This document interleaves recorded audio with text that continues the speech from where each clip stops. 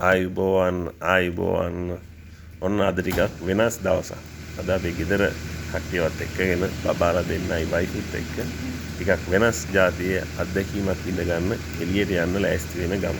ඉතින් ළමයින් එක්ක යනකොට ටිකක් වාහනවල අමාරුයි. මොකද ඒගොල්ලන්ටම ගැළපෙන බරට ගැළපෙන වයසට ගැළපෙන සීට් වල තමයි යාළම ඉඳන්න ඕනේ. මොකද හදිසි අනුතරකදී යාළම ආරක්ෂා වෙන විදියට. අද යන්න තීරණය කරේ නාපෝලි නගරයේ ආසන්නව පිහිටලා තියෙනවා ලස්සන ගමක්. ඉතින් ඒ ගමේ තියෙනවා ලස්සන ගංගාවක්. ඉතින් මේ ගංගාවට ගිහිලා අපේ දවස ගත කරන්නයි ඉතින් අපේ ඔෆ්රෝඩ් වාහනේ පළවෙනි ටෙස්ට් ඩ්‍රයිව් එකටත් එක්ක තමයි මේ ගංගාවට යන්නේ. අද ගමනට කිලෝමීටර් 200ක් 250ක් වගේ දුරක් යන්න සිදු වෙනවා. යන්න එන්නයි දෙකටම. ඉතින් වාහනේට අවශ්‍ය තෙල් ප්‍රමාණයක් ගහගෙන ඔන්න ගමන යන්න පිටත් වුණා. ඉතින් අපි ගඟට යන මාර්ගයේ ඊටාම සුන්දර දර්ශනයක් තමයි මේ ඕගොල්ලන්ට පේන්නේ. මේක ඇත්තටම පාලමක්. පාලමක් කිව්වට පාලමක් වගේ පෙවුනට අතීත රජ කාලයේදී කන්දකින් කන්දට වතුර රැගෙන යාමට සකස් කරපු පාලමක්. ඔන්න මේ සුන්දර ගම්මාන පහු කරමින් අපේ ගමනාන්තයට ලං වුණා. ඉතින් ගමනාන්තයේ මේක ගම්මානයක්. ඉතින් මෙහි තියෙන නිවාස ගත්තාම ටිකක් ලංකාව වගේත් පේනවා. ඔන්න මේ ගමෙනුත් තව ටිකක් ඇතුළට ආවම අපේ ගම් ඉවුරට ළඟා වෙලා තියෙනවා. හැබැයි මේ ගම් ඉවුර අයිනේ තියෙන ඉඩම පෞද්ගලික ඉඩමක්. ඉතින් ඒක මගේ ඉතාලි ජාතික මිත්‍රයෙක්ගේ. ඉතින් ඒ නිසා ඔහුගෙන් අවසර ගැනීමට සිද්ධ වුණා මේකට ඇතුල් වීමට. ඉතින් මම ඔහුව දුරකථනයෙන් සම්බන්ධ කරගත්ත වෙලාවේදී ඔහු කිව්වා ඔහු මේ වෙලාවේ ඉතාලියේ නෙමේ ඔහු වෙන රටක ඉන්න බව. නමුත් අපි ආපු ගමන ආපහු යාමට නොදී වෙනත් මාර්ගයකින් ගම් ඉවුරට ඇතුල් වන ආකාරයේ ඔහු දුරකථන මාර්ගයෙන් පැහැදිලි කරා. ඉතින් ඊට පස්සේ මේ චූටි ගේට්ටුවත් අපි අරගෙන මෙන්න මේ විදිහට ගම් ඉවුරට ඇතුල් වුණා. ඉතින් මේක ඔහුගේ පෞද්ගලික ඉඩමක්. නමුත් ඊටාම අලංකාර සුන්දර දර්ශනයක් බලා ගන්න පුළුවන් ස්ථානයක්. ඔන්න මේ ආකාරයට අපි ගම් ඉවුරට ළඟා වුණා. ඉතින් දැන් මට මේ වාහනය ගඟට දාලා ඔෆ්රෝඩ් එකක් පදිනකන් ඉවසිල්ලක් නැතුව ඉන්නේ. ඉතින් මෙම ඉඩමේ අයිතිකරු මගේ යාළුවට මම නැවත දුරකථනයෙන් සම්බන්ධ වෙලා ඔහුට ස්තුතිවන්ත වුණා. ඉතින් ඔහු මට කිව්වේ ඔහුත් නැති නිසා ඉතින් මේක ටිකක් කැලෑබද ප්‍රදේශයක තියෙන නිසාත් වාහනේ ගඟට දානවා නම් පරිස්සමින් ඒ කටයුතු කරන්න කියලා ඔහු අවවාද කරා. ඉතින් ඔහුගේ අවවාද පරිදි මම ගම් ඉවුරට මේ විදිහට තවත් ආසන්න වුණා. ඉතින් මේ ගඟ ගාවට අපි එන්නේ සමර් එක කාලයට. ඉතින් සීත කාලයේදී මම මේ ගඟට එන පළවෙනි වතාව. ඉතින් වතුර මට්ටම සාමාන්‍ය මට්ටමකට වඩා ගොඩාක් උඩින් තිබුණා. වතුර වල පාටත් ටිකක් මඩ පාටක් වගේ තමයි. ඉතින් සමර් එකට නම් ඊටාම පැහැදිලි පිරිසුදු වතුර තමයි මෙතන අපිට බලා ගන්න පුළුවන්. ඉතින් ආපු ගමන්ම චූට්ටක් ගඟ ඉවුරෙන් මෙන්න මේ විදිහට වාහනය නතර කරා. ඉතින් ළමයිනුත් ඇතුලේ ඉන්න හින්දා මුලින්ම ගොඩාක් ඇතුළට ගියේ නෑ. ගම් ඉවුරෙන් තමයි චුට්ටක් මේ විදිහට ගමන් කරේ. අද දවසේ ප්ලෑන් එක තියෙන්නේ අපේ මෙතන ටිකක් නතර වෙලා ඉඳලා අපේ දවල් ආහාරයත් මෙතනම හදාගෙන කාලා ළමයින්ටත් හදන්න අවශ්‍ය කෑම ගෙනල්ලා තියෙන්නේ. ඉතින් අද අපේ දවස සන්ඩේ සමයේ මෙතන ගත කරලා පරිස්සමින් ගෙදර යන්න තමයි අද ප්ලෑන් එක. කට්ටිය මේ විදිහට ගම් ඉවුරේ විනෝදන වෙලේ මමත් ගඟ දිගේ විනෝද වෙන්න පොඩි රවුමක් ගන්නවා. ඉතින් ගඟ දිගේ ගිහින් එන ගමන් ගම් ඉවුරට කිට්ටු වෙනකොටම වාහනේ 4 wheel වැඩ කරන්න නැතුව ගියා. ඉතින් ලොකු ප්‍රශ්නයකට මුහුණ දෙන්න සිදු වුණ අවස්ථාවක් මේ. ඇත්තටම ටිකක් බයත් හිතුණා. මොකද වාහනේට පොඩ වතුර එන්න පටන් ගත්තා.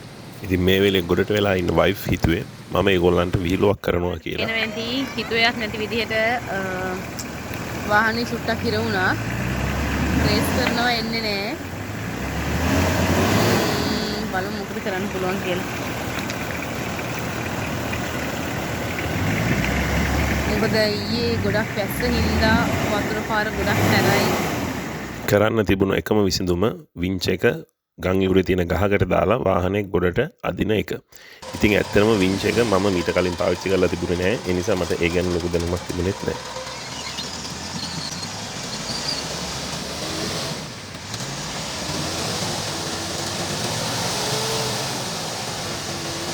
ඉතින් මේ පේන විදිහට ගම් ඉවුර තිබිච්ච ගහකට වින්ච් එක දාලා වාහනේ එළියට ඇද්දා.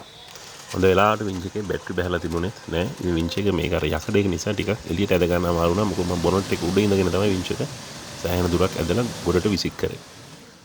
ඉතින් මේ පේන ආකාරයට වාසනාවකට වාහනේ කොහොම හරි ගොඩට ගත්තා. වාහනේ ගොඩට ගන්නකොට අපේ දවල් කාලෙන් සෑහෙන වෙලාවක් ඉවරයි. ඉතින් අවුවත් බැහැගෙන ගිහින් පොඩි සීතලකුත් එනවා. ඉතින් ඒ නිසා අපි ඉක්මනටම කෑම හදන්න ගත්තා.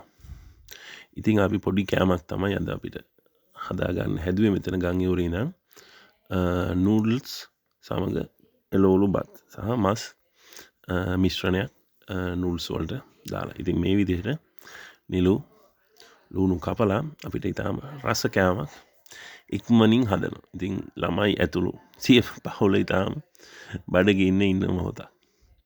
ඉතින් මේ විදිහට අපේ රස කෑම හදනවා. බිත්තර දාලා කැරට් දාලා. ඉතින් ඔය තියෙන ලිප යන ගමන් සුපර් මාකට් එකකින් අරන් ගියේ. ඉතින් ඒකට චූටි ගෑස් බොම්බල එකක් දාපුවාම පැය 20ක් 30ක් විතර පාවිච්චි කරන්න පුළුවන් කියලා කිව්වා. ඒ වගේම ඉක්මනින් රත් වෙනවා. ඉතින් හොලගත් එක්ක හොඳ විසඳුමක්. ඉතින් මේ විදිහට මැගි නූඩල්ස් තමයි අපි පාවිච්චි කරේ. පාස්තා අරගෙන ගියත් ඒවා පාවිච්චි කරේ නැහැ. මොකද ඒව රත් වෙන්න ගොඩක් වෙලා යන නිසා. ඉතින් මේ විදිහට අපේ මැගි නූඩල්ස් එක ලෑස්ති වෙනවා. ඉතින් මුලින්ම නිලු ළමයින්ට කන්න දුන්න මොකෝ එයාලගේ කෑම වෙලාව පහු වෙලා තිබිච්ච නිසා.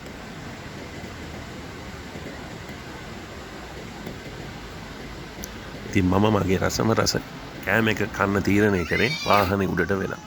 පරිසර සුන්දරත්වයේ විඳිමින් මේ විදිහට කෑම එක කෑවා. ඊට පස්සේ ළමයි එක්ක ටිකක් සෙල්ලම් කරන්න අමතක කරේ නෑ. මෙයාලා එක්ක සෙල්ලම් කරන්න තව ගොඩක් දේවල් හිතේ තිබුණත් ඒකට ලොකු කාලයක් හම්බුනේ නෑ. මොකෝ වාහනේ ගඟේ එරීමත් සමග අපේ කාලේ ගොඩක් එතනට නාස්ති වුණා. ඉතින් හවස් වෙද්දි ගොඩක් සීතල නිසා අපි ගෙදර එන්න තීරණය කරා. ඇත්තටම හවස් වුණත් මේ වෙලාවේදීත් මේ ගම් ඉවර ඉතාමත්ම සුන්දරයි. ඉතාම ලස්සන අවස්ථාවක්. නමුත් අපි චූටි ළමයි එක්ක ආපු හින්දා චුට්ටක් සීතලත් එක්ක ඉන්න අමාරුයි. ඉතින් මේ විදිහට ගම් ඉවුරෙන් වාහනේ ගොඩට අරගෙන නිලුවත් දාගෙන මොකෝ එහාටයි මෙහාටයි දුව වීඩියෝ කරා. සෑහෙනට මහන්සි වුණා. ඉතින් මේ විදිහට ආපහු යවත් වාහනේට දාගෙන ගෙදර එන්න පිටත් වුණා.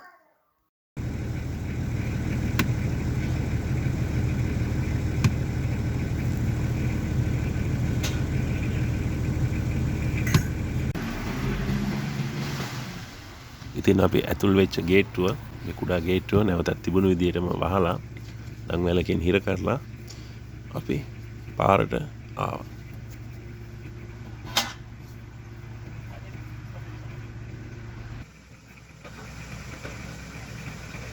හවසට තේ එකක් බොන්නත් පොඩි අදහසක් තිබුණා. නමුත් පොඩි අයට මහන්සි නිසා අපි තේ නොබීම ගෙදර එන්න තීරණය කළා.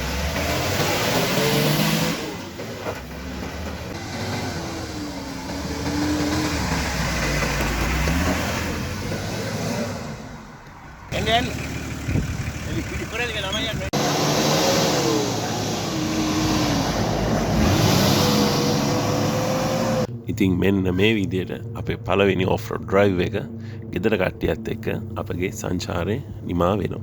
ඉතින් වාහනේ ගැන කියනවා නම් හයිවේ එකේ චුට්ටක් එලවන්න අමාරුයි. මොකද ලොකු ටයර් හීන නිසා උපරිම වේගය පැය කිලෝමීටර් 90ක් 100ක් වගේ වේගයකින් තමයි ගමන් කරන්න පුළුවන්. ඉතින් ඔන්න අපි නගරයට ළඟා වුණා. ඉතින් මේ මගේ දෙවෙනි වීඩියෝව. ඉතින් අපේ වීඩියෝ බලන ඕගොල්ලෝ ඔක්කොන්ටම ගොඩක් ස්තුතියි. ළඟදීම මේ වගේ තවත් වීඩියෝ එකකින් අපි හම්බ වෙමු.